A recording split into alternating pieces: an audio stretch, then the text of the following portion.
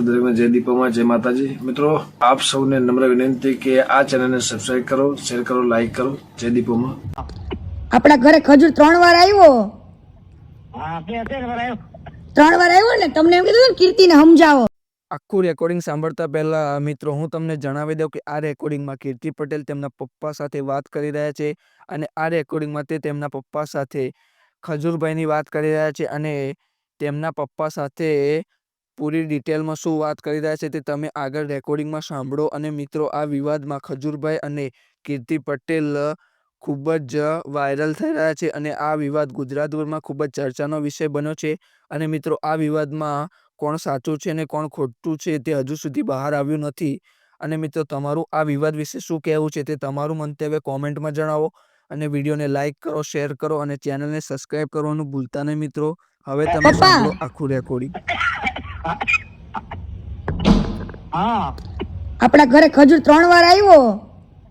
હા 3 વાર આવ્યો ને તમને એમ કીધું ને કીર્તિને સમજાવો. તમે તમારા મોઢામાંથી ક્યારે એવું કીધું હતું કે હું મંદિર નથી જઈ શકતો એમ? ના ના અમારી વાત જ નથી. બાકી તમે મને સમજાવી હતી એટલે હું ચૂપ રહી હતી ને ત્યાર વખતે. જવા દે શું હોય છે પડવું. એમને અત્યારે માર્કેટમાં એવું બોલાવડાવે છે કે એના પપ્પા એવું કહેતા હતા કે હું એના લીધે મંદિરે નથી જઈ શકતો કે લે. આમ તો ખોટી. હા તો કાંઈ નહીં, તમે તાર જવાબ આપ દેજો કોઈના ફોન બોન આવે તો. હા હા તે સારું. અને સમાધાન તરફ જાય સમાધાન કરી ના સમાધાન ન હોય, લોકોનું કેટલું ખોટું કર્યું છે પપ્પા. હો હા હા પપ્પા. હા આપણા ઘરે ખજૂર 3 વાર આવ્યો.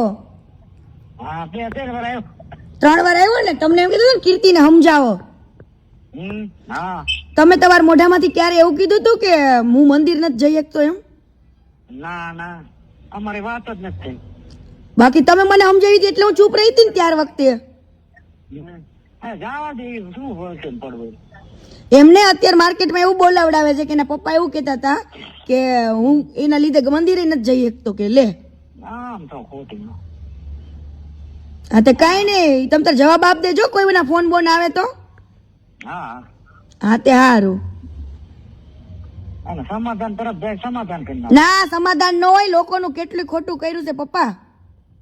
હા હો હા હા